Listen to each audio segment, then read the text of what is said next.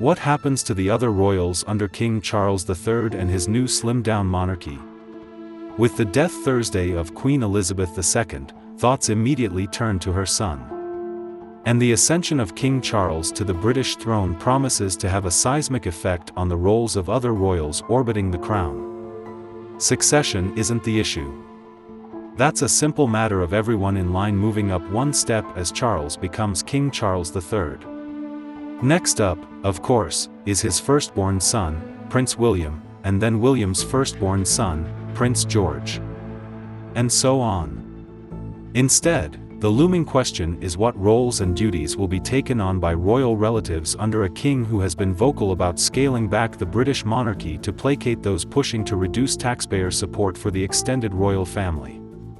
But in scaling back his team to a core group, the king will be walking a tightrope, experts say.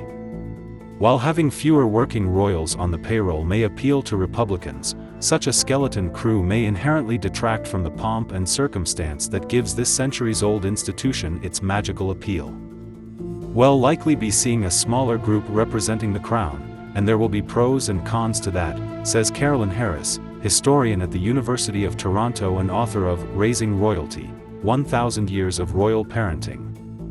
On the con side, Harris foresees less frequent and shorter visits to the 54 Commonwealth countries, including Canada, Australia, and New Zealand, which could lead to those nations debating whether to remove the British monarch as head of state. The Caribbean nation of Barbados already has. On the pro side, there will be a stronger line between who is representing the country and who is simply related to the royal family, says Harris. That's in contrast to Queen Elizabeth, who brought in many cousins to help with tours and events as she oversaw a transition from empire to Commonwealth. So who's in and who's out? Royal watchers agree Charles is not likely to corral extended relatives into the crown's affairs as his mother did with her cousin the Duke of Kent, most famous for his role handing out trophies to the victors at Wimbledon. Rather, his tapered vision of the monarchy certainly will center on himself and his wife Camilla, who the Queen decreed on the 70th anniversary of the accession in February is to be called Queen Consort. The elevation in stature of Camilla, who when she wed Charles in 2005 it was announced she would be Princess Consort, is an acknowledgement of the way she has exercised her duties alongside her husband over the decades. That decorum included taking the title of Duchess of Cornwall, a purposeful avoidance of repeating the Princess of Wales title that had become so associated with the late Princess Diana. The other key figures in Charles's tight circle are likely to include Charles' son William and his wife Kate, the Duchess of Cambridge, and Charles' sister Princess Anne and his brother Prince Edward, along with his wife Sophie, Countess of Wessex. As for William and Kate's 3 children, Prince George, 9, Princess Charlotte, 7, and Prince Louis, 4, they also are likely to play active roles as they get older. Those not likely to represent the crown include Prince Andrew, Charles' scandal-ridden brother, and Charles' son Prince Harry, who famously pulled back from royal duties and lives in California with his wife Meghan, the Duchess of Sussex, and their 2 children. While it remains to be seen if Princess Beatrice and Princess Eugenie, Andrew's daughters with ex-wife Sarah Ferguson, get called upon, the list isn't likely to extend much beyond immediate family, says Nicoletta Gullis, Associate Professor of History at the University of New Hampshire. Metaphorically, heads may roll under the new king, says Gullis, who specializes in British history. She says royals such as Prince Michael of Kent, another of the Queen's cousins on her father's side, who lives on royal grounds and recently was in the news after being accused of selling access to the Kremlin, could be out in the cold. But the downside of having just a few royals available for events is, there's less fairy dust, less majesty, Gullis adds. There's also the sheer impossibility of a small cadre of trusted royals handling all that is traditionally required of the monarchy. Charles himself will be fully occupied with meetings with foreign leaders and his own prime minister, leaving Camilla and William to take up the slack.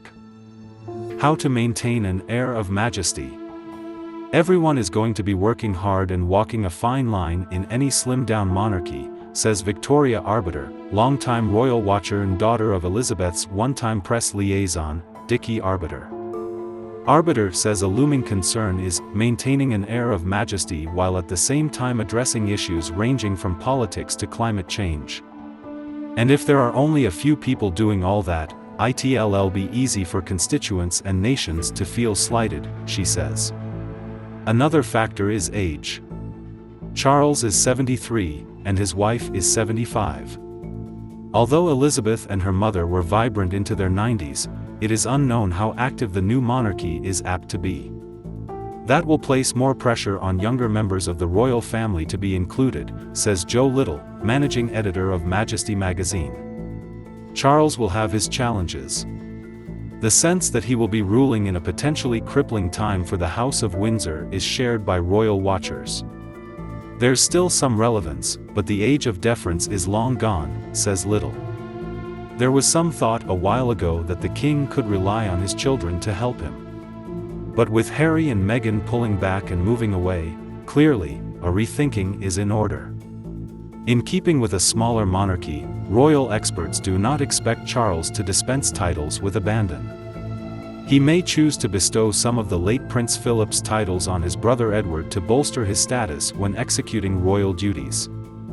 But he is unlikely to offer titles to Harry and Meghan's young children, given the rift between father and son.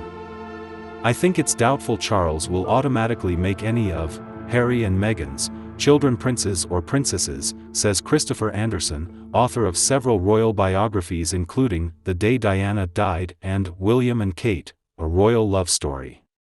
There is simply too much bad blood on both sides. And even if the gesture were made, Harry and Meghan could well choose to reject it. Princess Anne said no thank you when titles were offered to her two children by the Queen, says Arbiter. Similarly, Harry and Meghan could say no thank you, we're doing our own thing. And there's always the Diana factor.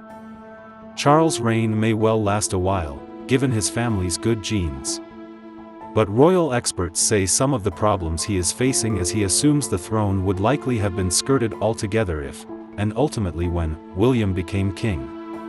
William and his wife are relatively popular and seem to have more of that majesty about them, says Gullis. And they already seem to be grooming their son George to be a future leader. And then there is the once and future king's connection to the late Princess Diana, who continues to hold powerful sway over public consciousness, as evidenced by her stories retelling in both Netflix's The Crown and the film Spencer. Diana respected her mother-in-law and the institution of the monarchy, says Arbiter, who knew Diana. The Princess of Wales family had served monarchs for years and she was proud her son would one day be king. She was angry with Charles, for sure, but she wouldn't have wanted to see the monarchy destroyed. That seems to be the challenge looming for the less-than-adored Charles III, keep a storied global institution going so that his popular son can one day ascend the throne. It may prove to be as deft a political feat as any monarch has been asked to pull off.